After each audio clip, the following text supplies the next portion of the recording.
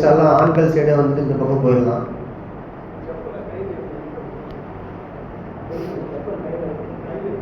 செப்பல் நீங்கள் கையில் எடுத்து வர மாதிரி தான் இருக்கும்.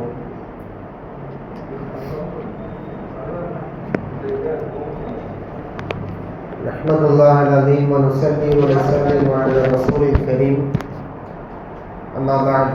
قال الله تعالى في كلامه القديم والفرقان الحميد أعوذ بالله من الشيطان الرجيم بسم الله الرحمن الرحيم وَلَقَدْ نَصَرَكُمُ اللَّهُ بِبَدْرٍ وَأَنْتُمْ أَذِلَّةٌ صدق الله العظيم. எல்லா புகழும் உலகத்தை படைத்ததை பரிபாலித்துக் கொண்டிருக்கின்ற அல்லாஹ்வுக்கே உரித்தாகட்டும்.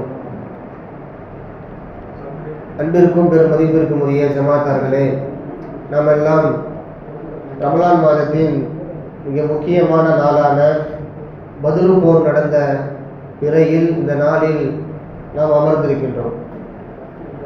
இன்றோடு 17 தராவிகள் நிறைவடைந்திருக்கின்றன. இந்த 17வது பிறைதான் உலகத்தில் வாழக்கூடிய 200 கோடி முஸ்லிம்களின் விதை என்று சொல்லலாம். பத்ரு போர் என்ற ஒரு போர் நடக்கவில்லை என்று சொன்னால் உலகில் இஸ்லாம் என்ற ஒரு மார்க்கமே இருந்திருக்காது. இது ஸல்லல்லாஹு அலைஹி வஸல்லம் சொல்லும்போது இந்த வார்த்தையில சொல்றாங்க, அல்லாஹும்ம இன் தஹ்லிக ஹாதிஹில் இஸாபா லா துஅபது ஃபில் அர்த். யா அல்லாஹ், பத்ரு போரில் கலந்து கொள்ள இருக்கின்ற என் சஹாபிகளை நீ ஒருவேளை அழித்து விட்டால், அவர்களுக்கு வெற்றியை நீ தரவில்லை என்று சொன்னால் உலகத்தில் உன்னை வணங்குவதற்கு யாரும் இருக்க மாட்டார்கள். வெற்றி அடைஞ்சே ஆகணும் அப்படின்ற மாதிரி சூழ்நிலை அது. உலகத்தில் நடந்த இஸ்லாத்திற்கு துணை போகக்கூடிய மிக முக்கியமான போர் தான் இந்த பத்ரு போர். இன்றுக்குரிய மக்களே, இந்த பத்ரு சாதாரண போர் அல்ல, ஒரு சத்தியத்திற்கும் அசத்தியத்திற்கும் இடையே உள்ள போர். குர்ஆன் அல்லாஹ் பதிவு செய்யும் போது இப்படி சொல்லுவான், யௌமுல் ஃபுர்கான் யௌமுல் தகல் ஜமான். சத்தியத்தையும் அசத்தியத்தையும் பிரித்து காட்டிய போர் இது, 2 கூட்டங்கள் சந்தித்து மோதிக்கொண்ட போர் இது என்று அல்லாஹ் குர்ஆனில் சொல்லுகின்ற பொழுது ஒரு தோரணையோடு சொல்லுவான். இப்போ பத்ரு என்ற ஒரு இந்த சம்பவம் நடக்கவில்லை என்று சொன்னால் நாமெல்லாம் இன்றைக்கு முஸ்லீமாக இருப்போமா அப்படின்றது டவுட்டு தான்.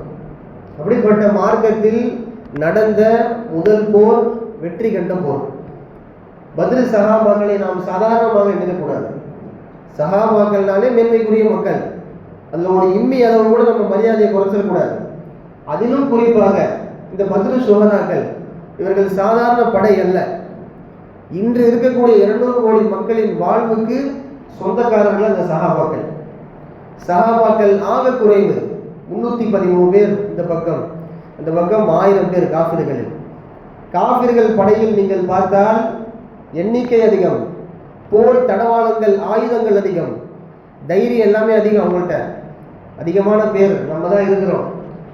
போனால் வெட்டி சாட்சிடலாம் எல்லாரையும், இஸ்லாத்தை இன்னைக்கு ஒழிச்சு கட்டுறோம் அப்படின்னு துணிந்த அந்த காஃபிர்களை ஓட ஓட விரட்டிய சஹாபாக்கள். எதனால பத்ரு போர் ஆரம்பிக்கணும் அப்படின்னு ஒரு கேள்வி இருக்கா இல்லையா? பத்ரு போர் நடந்ததனுடைய பின்னணி ஒன்று இருக்கு. மக்கத்து முஸ்லிம்களை எல்லாம் அங்கிருந்து விரட்டி அமைச்சிட்டாங்க மக்கால உள்ள காஃபிர்கள். அதுதான் ஹிஜ்ரத் நம்ம சொல்றோம்.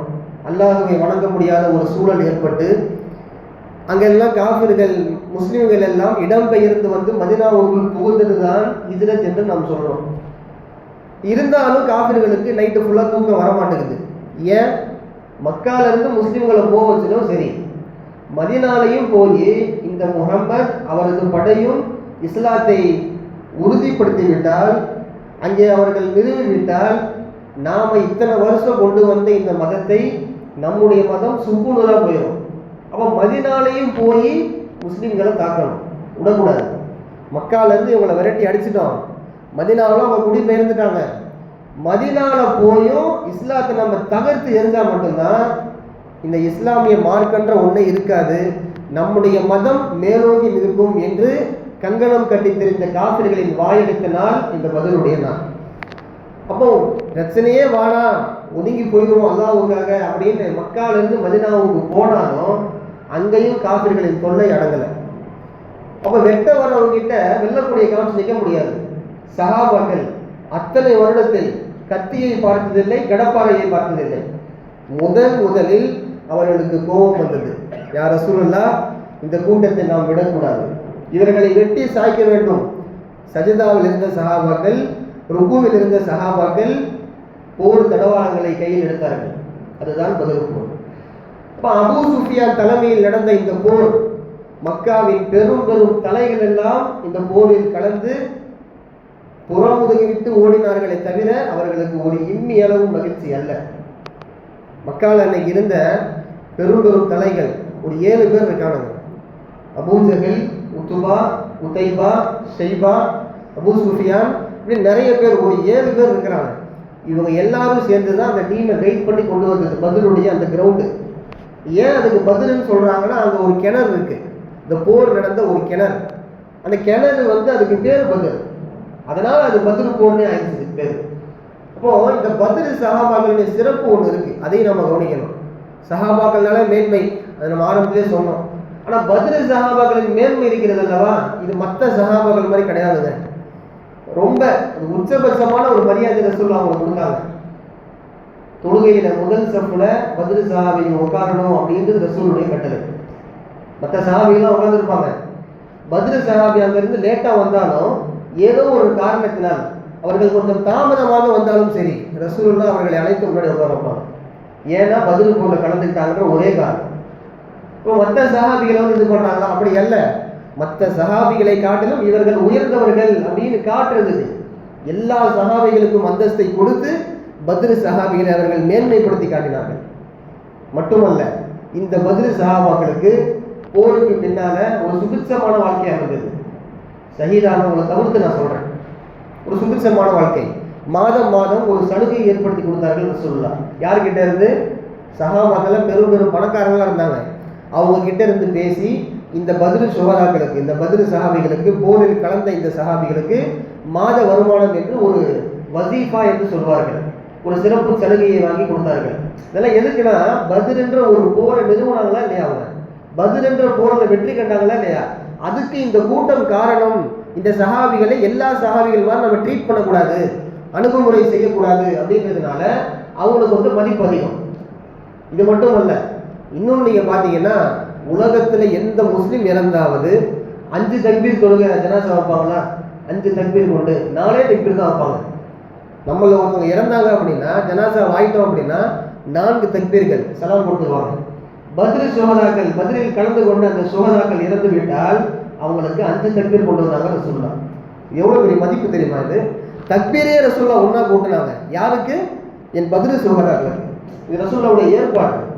எல்லா மக்கள் மாதிரி நீங்க கிடையாது, உங்களுடைய தரம் வேற அப்படின்னு காட்டுறதுக்கு ரசூலுல்லாஹ் செஞ்ச ஏற்பாடு இவைகள் எல்லாம். அப்போ ரசூலுல்லாஹ் இப்படி ஒரு துவா செஞ்சாங்க. நம்ம ஸ்டார்டிங்லேயே சொன்னோம், யா அல்லாஹ், இந்த கூட்டத்துக்கு நீ வெற்றியை கொடுக்கல, உலகத்தில் உன்னை வணங்குவதற்கு யாரும் இருக்க மாட்டார்கள். அப்ப இந்த கூட்டத்துக்கு நீ வெற்றியை கொடுத்தே ஆகணும் யா அல்லாஹ் அப்படின்னு அல்லாஹ்விடத்தில் உரிமையாக கெஞ்சி மன்றாடினார்கள் ரசூலுல்லாஹ். இதற்குரிய மக்களே, இந்த அபூ சுஃபியான் இருக்கார் இல்லையா, முதல்ல அவர் காஃபிர், பின்னால் அவர் மனமாற்றம் அடைந்து முஸ்லீம் ஆயிட்டார். அவர் காஃபிரா இருக்கும் போதே இந்த வார்த்தையை சொன்னார். என்ன வார்த்தை தெரியுமா? அது ரொம்ப ஆச்சரியமான வார்த்தை. உலகத்தில் முகம்மதுக்கு இருக்கின்ற தோழர்களை போன்று, இந்த தலைவனுக்கு இருக்கின்ற தொண்டர்களை போன்று உலகத்தில் எந்த தலைவனுக்கும் எந்த தொண்டனும் இந்த விசுவாசத்தை கொடுக்க மாட்டான்னு சொன்னார். சொன்னது யார்? அபூ சுஃபியான். இது எவ்வளவு பெரிய வார்த்தை தெரியுமா? அது அவர் முஸ்லீம் ஆகி சொன்ன வார்த்தை அல்ல. இது ஒரு காஃபிரா இருந்துகிட்டு ரசூலின் தோழமையை, சஹாபாக்களின் தோழமையை பார்த்து மெய் சிலிர்த்து சொன்ன வார்த்தை. முகம்மதுக்கு கட்டுப்படக்கூடிய, முகம்மதுக்கு விசுவாசத்தை காட்டக்கூடிய இந்த தோழர்களை போன்று உலகத்தில் எந்த தலைவனும், அது அரசியல் தலைவனாக இருக்கட்டும், ஆன்மீக தலைவனாக இருக்கட்டும், யாராக இருக்கட்டும், எந்த தொண்டர்களும் இது போன்ற ஒரு விசுவாசத்தை, ஒரு சகவாசத்தை காட்ட முடியாது என்று சொல்லி இஸ்லாத்திற்கு எதிரான அபூ சுஃபியான் சொன்னார். பின்னால் அவருக்கு முஸ்லீம் ஆயிட்டாரு, ஒரு சஹாபியானார். இந்த வாக்கியத்தை அல்லாஹ் கொடுத்தான். ஆனால் முன்னால் அவர் சொன்ன வார்த்தை என்பது இங்கே நாம் கவனிக்க வேண்டியது. சஹாபாக்கள் ரசூலுல்லாஹ் சொல்லிட்டா அதை உடனே நிறைவேற்றுவாங்க. அதனால ஒரு காஃபிர் கூட புகழ்ற மாதிரி அல்லாஹ் அவர்களின் மேன்மையை உயர்த்தி வைத்தான். இதற்குரிய மக்களே, இந்த பத்ர்ல என்னென்ன அதிசயங்கள் நடந்தது? ஒரு 5 அதிசயம், அதை சொல்லி நம்ம பயணம் முடிக்கிறோம். ஃபர்ஸ்ட் ஸ்டெப்பு, நாளைக்கு காலையில் பத்ர் தொழுந்துட்டு பத்ர் ஆரம்பிக்குது போர். ஆரம்பித்த போர் சூரியன் உச்சிக்கு வருவதற்கு முன்பாகவே முடிந்து விட்டது. இவ்வளவுதான் டியூரேஷன். ரொம்பலாம் போகல, ஒரு நாள் 2 நாள் அப்படியெல்லாம் இல்லை. இன்னைக்கு போர்னா எத்தனை தயாரிப்புகள் செய்யறாங்க. பல நாட்களுக்கு பின்பாக போர் மூட போகிறது அப்படின்னு பல நாடுகளுக்கு அறிவிப்புலாம் கொடுக்குறாங்க. இந்த பில்டப்லாம் அங்கே கிடையாது. அல்லாஹ் சொன்னான், உடனே தயாரானார்கள் சஹாபாக்கள். மனைவியை யோசிக்கவில்லை, பிள்ளையை யோசிக்கவில்லை, இஸ்லாம் தான் முக்கியம் என்று களத்தில் இறங்கினார்கள். ஃபஜ்ர் முடித்து அவர்கள் போர்க்களத்திற்கு சென்றார்கள். லுகர் டைம் இருக்கா இல்லையா, உச்சிக்கு வர்றதுக்கு முன்னாடி சூரியன் உச்சியை அடைவதற்கு முன்பாகவே போரை முடித்து விட்டார்கள் சஹாபாக்கள். இவ்வளவுதான் டூரேஷன். இதுல என்னென்ன அதிசயம் நடந்துச்சுன்னு பாருங்க. ஃபர்ஸ்ட் ஸ்டெப், நாளைக்கு போரில் எந்தெந்த எதிரியெல்லாம் எங்க கொல்லப்படுவான் அப்படின்றத ரசூலுல்லாஹ் ஸ்கெட்ச் போட்டு காட்டினாங்க. போர்க்களத்துக்கு கூட்டு போயிட்டாங்க சஹாபாக்களை. இதுதான் கிரவுண்டு பார், இங்கதான் நம்ம சண்டை போட போறோம், இங்கதான் எதிரிகள் வருவாங்க, இதான் இந்த இடத்துல இந்த வட்டத்துக்குள்ள அபூஜஹல் சாஞ்சு மடிவான் அப்படின்னு சொன்னாங்க ரசூலுல்லாஹ். அந்த பக்கம் ஒரு கோடை போட்டாங்க, ஒரு ரவுண்டை போட்டாங்க. இதுக்குள்ள உத்துபான்ற ஒரு சர்வாதிகாரி இறந்து போவான், இதுக்குள்ள உத்தைப்பா இறந்து போவான், இதுக்குள்ள ஷைபா இறந்து போவான் அப்படின்னு போர் நடக்கிறதுக்கு முன்னாடியே ரசூலுல்லாஹ் எந்தெந்த எதிரியின் தலை யார் கொய்வா, அவன் எந்தெந்த வட்டத்துக்குள்ள சாவான் அப்படின்ற அந்த ஸ்கெட்சை ரசூலுல்லாஹ் போட்டு கொடுத்தாங்க. இது அல்லாஹ் ரசூலுக்கு கொடுத்த ஞானம். இது ஒரு ஞானம், இது முஅஜிஸா. பத்ரில் நடந்த முன்னாலேயே ரசூலுல்லாஹ்வுக்கு தெரிஞ்சு போச்சு நாம தான் வெற்றி அடைய போறோம்னு. இருந்தாலும் அல்லாஹ்வின் மீதான அந்த நேசம், அவர்கள் நிறைய துவா செய்தார்கள்.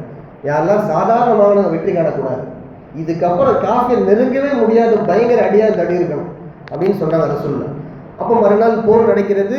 ரசூலுல்லாஹ் சொன்ன மாதிரியே அந்தந்த எதிரிகள் அந்த கட்டத்துக்குள்ளேயே அவங்க சார்ந்து மடிஞ்சாங்க அப்படின்றது வரலாறு. இது ஃபர்ஸ்ட் ஸ்டெப்பு, இது ஃபர்ஸ்ட் முஅஜிஸா. ரெண்டாவது பார்த்தீங்க அப்படின்னா, சஹாபாக்களின் கண்களில் காஃபிர்கள் எல்லாம் குறைத்து காட்டினான். ஏன்னா 1000 பேர் அப்படின்றப்ப சஹாபாக்களுக்கு ஒரு திடுக்கம் வந்துடக்கூடாது. இப்போ அல்லாஹ்வின் ஏற்பாடு என்ன, சஹாபாக்களின் ஈமான் ஒன்று, தக்வா ஒன்று இருந்தாலும் அந்த ஒரு விசிபிலிட்டி பார்க்கும்போது இவ்வளவு பெரிய படையா நாம் எப்படி அடிக்கிறது அப்படின்னு சஹாபாக்கள் யோசிடக்கூடாதுன்ட்டு அல்லாஹ்வுடைய ஏற்பாடு என்ன தெரியுமா, 1000 பேர் அல்லாஹ் சுருக்கி காட்டுறான். இது குர்ஆன்ல வருது. யுகல்லிலுக்கும், காஃபிர்களை சஹாபாக்களாகிய உங்களுக்கு நான் சுருக்கி காட்டினேன். ஏன்னா கூட்டம் கம்மியா இருக்கும், ஏறி அடிச்சுதான் தோணும். இது சஹாபாக்களுக்கு. காஃபிர் கண்களுக்கு சஹாபாக்கள் எல்லாம் எப்படி காட்டினா அப்படின்னா அதிகமாக காட்டினான். இது குர்ஆன்ல வருது. 313 பேரை அல்லாஹ் நிறைய பேர் இருக்க மாதிரி காட்டிட்டான், 1000 பேரை சஹாபாக்களுக்கு கம்மியா காட்டிட்டான். இது குர்ஆன்ல வரக்கூடிய அதிசயம். பத்ர் போர் குறித்த அதிசயம். இது எவ்வளவு அதிசயம் பாருங்க, அதிசயத்துக்கு மேல் அதிசயமான போர் இது இந்த பத்ர் போர். இது ரெண்டாவது அதிசயம். மூணாவது அதிசயம், சஹாபாக்கள் மட்டும் அங்க போர் செய்யல, மலக்குமார்களை அல்லாஹ் இறக்கினேன் என்று சொல்கிறான் குர்ஆனில். 3000 மலக்குமார்களை சஹாபிகளோடு கூட சேர்ந்து அவங்க பயணிக்கிறதுக்கு அந்த போர் களத்திற்கு நான் 3000 மலக்குமார்கள் இறக்கினேன் என்று சொல்கிறான் அல்லாஹ். 3000 மலக்குமார்கள். யோசிச்சு பாருங்க, மனுஷ சண்டை போடுறது வேற, மலக்கு சண்டை போடுறது வேற. மனுஷ அடிக்கிற அடி வேற மாதிரி இருக்கும், மலக்கு அடிச்சா அந்த அடி வேற மாதிரி இருக்கும். 3000 பத்தவில்லை என்று சொல்லி அல்லாஹ் இன்னும் ஒரு 2000 சேர்த்து 5000 மலக்கு அமிச்சான். இது குர்ஆன்ல வருது. 5000 மலக்குகளை இறக்கி சம்பவம் செய்த நாள் அந்த பத்ருடைய நாள். அப்ப சஹாபாக்கள் 313, ரசூலுல்லாஹ் ஒரு பக்கம் 5000 கூட்டம் கொண்ட அந்த மலக்குமார்கள் எல்லாம் செய்து ஓட விட்டது தான் இந்த பத்ருடைய வரலாறு. எப்படி ஒரு சஹாபி சொல்றார், ஒரு சஹாபியுடைய வார்த்தையை பாருங்க. மலக்குமார்களுடைய உதவி எப்படி இருந்துச்சுன்னா, நான் என்ன பண்ணேன், இப்படி கத்தி எடுத்து இப்படி ஓங்குவேன் எதிரி கழுத்துக்கு நேரா. ஓங்கிறது மட்டும் தான் என்னால, தலை தானா உழுகும். அதை வெட்டுறது யாரு, மலக்கு. இது சொல்றது யாரு, ஒரு சஹாபி. எவ்வளவு பெரிய வார்த்தை தெரியுமா இது. அல்லாஹ்வுடைய அதிசயத்தை அவர்கள் நேரில் கண்டார்கள் சஹாபாக்கள். வெட்டுறதை இப்படி கொண்டுதான் போவோம் கத்திய வாழை, தலை தானா உழுகும். யாரு வெட்டினாலும் கூர்ந்து பார்த்தா அங்கே மலக்கூடிய அந்த அசைவு இருக்குன்னு சொல்றாங்க ஒரு சஹாபி. எவ்வளவு அதிசயம். 3000 மலக்குமார்கள். இது மூன்றாவது அதிசயம். அடுத்து அல்லாஹ் மலையை பெய்ய வச்சான்னு சொல்றாங்க. மலை காஃபிர்கள் இருக்கக்கூடிய இடம் ஆல்ரெடி பார்த்தா கொஞ்சம் ஈரப்பதமா இருக்கு, அவங்க நிற்கிற அந்த இடம். முஸ்லிம்கள் சஹாபாக்கள் இருக்கிற இடம் பார்த்தீங்கன்னா ஒரு கட்டாந்தர மாதிரி கரடு முரடா இருக்கக்கூடிய ஒரு தரை. இப்போ அல்லாஹ் ஒரு மலையை இங்கே இறக்குறான். ஒரு மலை தான் அது சஹாபாக்களுக்கு சாதகமாக காஃபிர்களுக்கு பாதகமாக அமைகிறது. பாருங்க எப்படின்னு பாருங்க. ஒரு மழை பெய்யுது, ஆல்ரெடி அங்கே ஈரம் இருக்கு. ஈரம் இருக்க இடத்துல மழை பெஞ்சா என்ன ஆகுங்க, சேறு சகதி ஆயிரும். நல்ல காஞ்சிருக்க போகக்கூடிய ஒரு காஞ்ச தரையில் மழை பெஞ்சா என்ன ஆகும்? இந்த பீச் ஓரத்தில் நடந்து போகிற பாருங்க, வாக்கிங்க, அங்கே ஒரு மண் இருக்கு பாருங்க, அந்த மாதிரி மண் மாதிரி ஆயிரும். இது ஏன் அப்படின்னா, காஃபிர்கள் நேராக டக்கு டக்குன்னு வெட்டிடக்கூடாதுன்ட்டு அல்லாஹ்வுடைய ஏற்பாடு. அவங்க சரிக்கு அங்கேயே உழணும், சஹாபாக்கள் ஏறி அடிக்கணும் அப்படின்றது ஒரு பிளான். மழை இப்படி பேசிச்சுன்னு சொல்றான்ல, மழை பெய்ய வைத்தேன் என்று சொல்லிக்கிறான். அடுத்து பாருங்க, இதுதான் இருக்கிறதே ஹைலைட்டு. இதை யாருமே இப்படி செய்ய மாட்டாங்க. நாளைக்கு ஒரு விஷயம் நமக்கு உயிருக்கே ரேட்டு வைக்கிற மாதிரி இருக்கு. நமக்கு நைட்டு தூக்கம் வருமா? நைட் நம்ம தூங்குவோமா? தூங்கவே மாட்டோம். நாளைக்கு உயிர் வாழ்வா சாவா போராட்டம்னு இருக்கு. நைட் எப்படி தூக்கம் வரும்? ஆனால் சஹாபாக்கள் தூங்கினாங்கன்னு சொல்லுது குர்ஆன். நாளைக்கு ஃபஜ்ர் முடிச்சது போர், வாழ்வா சாவா போராட்டம். இஸ்லாம்ன்ற மார்க்கம் இருக்குமா? இங்கே காஃபிர்கள் இருப்பாங்களா? முஸ்லிம்களா காஃபிர்களா? 313 பேரா 1000? இப்படி இருக்கக்கூடிய இந்த நிலையில சஹாபாக்கள் நைட்டு தூங்கினாங்கன்னு சொல்றான் அல்ல, நான் தூங்க வச்சேன்னு சொல்றான். ஏன்?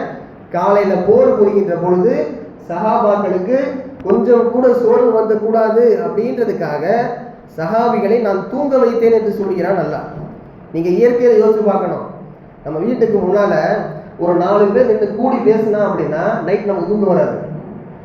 யோசிச்சு பாருங்க, பிராக்டிக்கலா ஒரு 4 பேர் நின்று பேசுறாங்க நம்ம வீட்டுக்கு முன்னாடி கீழே, நம்ம பார்த்தோம் தூக்கம் வருமா? இவன் என்ன பிளான் போடுறான், என்ன நடக்க போகுது? 1000 பேர் பேசுறோமா இல்லையா? அவன் 4 பேர் சும்மா பேசிட்டு இருப்பான். இது மனுஷனுடைய யதார்த்தம். சாதாரணமாக எந்த மனுஷன் அட்டாக் பண்ண முடியாது, ஏற்றுக்க முடியாது. ஆனால் சஹாபாக்கள் நாளைக்கு போன வச்சு நைட்டு தூங்குறாங்க, நான் தூக்கத்தை கொடுத்தேன்னு சொல்றான் அல்லாஹ். இப்போ இந்த 5 அதிசயத்தை அல்லாஹ் கொடுத்தது, பதிலில் வெற்றி காண செய்தது, வாழ்வில் மறக்க முடியாத தருணம். இதை மாதிரி ஒரு போர் அடுத்து நடக்கவே இல்லை. பல போர் நடந்துச்சு. இந்த போர் மாதிரி அல்லாஹ்வுடைய அதிசயங்கள் இறங்கி இவ்வளவு பெரிய ஒரு மாபெரும் வெற்றியை அல்லாஹ் அடுத்து எந்த ஒரு போர்லையுமே பார்த்தீங்கன்னா வரலாறு பேசுகின்ற அளவுக்கு ஒரு தாக்கத்தை ஏற்படுத்தவில்லை என்பது நாம் மறக்க முடியாத உண்மை என்பதை நாம் இந்த சமயத்தில் புரிந்து கொள்ள வேண்டும். அன்பிற்குரிய மக்களே, இப்படிப்பட்ட பத்ர் சுஹதாக்களின் பரக்கத்தை கொண்டு அல்லாஹ் நம்முடைய வாழ்க்கையை மென்மேலும் உயர செய்வானாக. ஒரு ஹதீஸ் கூட இருக்குது, பத்ர் சுஹதாக்களை கொண்டு நீங்கள் முன்வைத்து துவா கேட்டால், அவர்களின் பொருட்டால் கபூல் செய்யா அல்லாஹ் என்று நீங்கள் துவா கேட்டால் அந்த துவா உங்க துவா கபூலாகும். எவ்வளவு பெரிய பாக்கியம் தெரியுமா இது? நாம துவா செஞ்சுட்டு பத்ர் சுஹதாக்களை முன்னிறுத்தி கேட்கின்றேன், யா அல்லாஹ் என் துவாவை கபூல் செய்துவிடு. இப்படி சொன்னா அல்லாஹ் உடனே கபூல் செய்வான் இருக்குது. இது பத்ர் சுஹதாக்களுக்கு அல்லாஹ் கொடுக்குற சிறப்பு. இதற்குரிய மக்களை, இப்படிப்பட்ட பத்ர் போரை நாம் நினைத்து பார்த்து அல்லாஹ்வின் அதிசயங்களை நினைவு கூறி சஹாபாக்களின் தியாகத்தை நம்முடைய வாழ்க்கையிலும் கொண்டு வந்து இஸ்லாத்திற்காக கொஞ்சமாவது அர்ப்பணிப்பு செய்து ஏதாவது ஒரு வகையில் நல்ல ஒரு வாழ்க்கையை வாழ்வதற்கு வல்லறைவன் உங்களுக்கும் எனக்கும் தௌஃபீக் செய்வானாக. வாஹிரு தஅவானா அல்ஹம்துலில்லாஹி ரப்பில் ஆலமீன். அஸ்ஸலாமு அலைக்கும் வரஹ்மத்துல்லாஹி வபரகாத்துஹு.